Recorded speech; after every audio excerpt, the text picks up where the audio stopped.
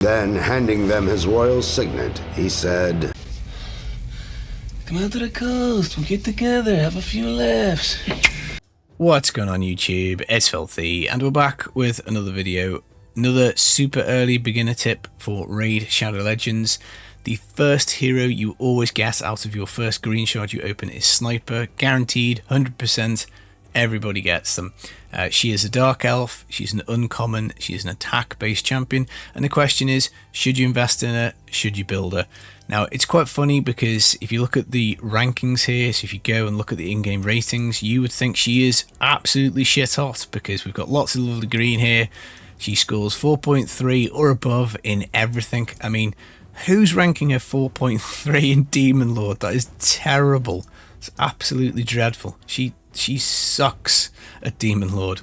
Her kit is quite straightforward. It is a double hit A1, 15% extra chance of critting, which is, I suppose, okay. She fills her own turn meter when she crits. 2-hit A1, anything after it generally is a little bit of a Brucey bonus. Her A2 is actually a good move because it's a 3-turn, attacks all enemies twice.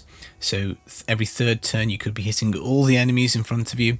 You do have a 10%, but you can get extra copies of her to feed her up for books, no problemo. 25% chance of placing the small version of decreased speed, only for a turn, so not a particularly amazing move. Its main bonus is that it's an AoE and it hits everybody twice. But honestly, I don't see why you would build her. There's tons of champs in the game who do AoE. The only benefit you're getting is it's a 3-turn cooldown. It's very easily bookable. By the time you are farming the Fire Knight to get actual stun pieces to make this into a really good move, where you would be hitting on an AoE, a chance to stun, a chance for decreased speed, you're going to have better champs. I absolutely guarantee you'd have to have the worst luck on planet Earth. Now, this game is a very grindy game. It is all about resource management, and the more you build up champions that are not particularly useful, the slower your account progress is going to be. Now, for Faction Wars, if you're stuck for Dark Elves, she's certainly somebody you could take up to 40. Again, in a stun set, something like that. She could have some utility. You know, there's no champ in this game, really, that I think is an absolute never, never, never, ever. I mean, there are some really, really bad ones, let's be fair. But in general, you can always get away with getting any champ up to 40 because you can always turn them into a 5-star chicken after that. But I don't see there's any need to prioritise building this particular character.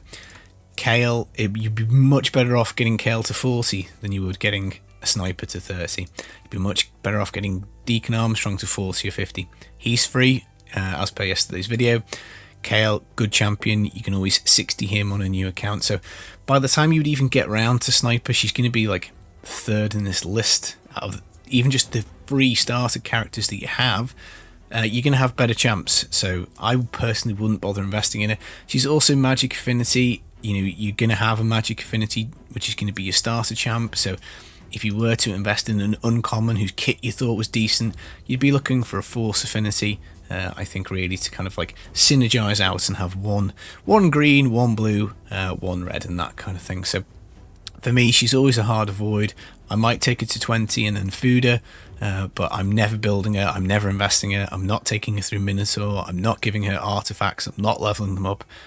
She's just a little bit of a waste of space. Maybe later on in Faction Wars she can become useful, but that's a problem for way down the line. And you know, you don't know what you're going to get out of your shards. Like the Dark Elves faction has got lots of really good champions in it. You know, there's tons of amazing epics. Some of the rares are decent. You know, you can get Kale. Judge is a good rare. Mystic Hand's a good rare. Spirit Host is free. You can get her through the campaign. Painkeeper's great. Paragon's great. Cold Heart's one of the best rares in the entire game, and Eviscerator's really good rare. You know, ultimately there's just no need to build her, is basically what I'm getting at. I hope you enjoyed the video. We'll be back with some super early raid tips again as we progress this account over the coming days and weeks. Hope you have enjoyed the video. Take it easy, guys. Peace.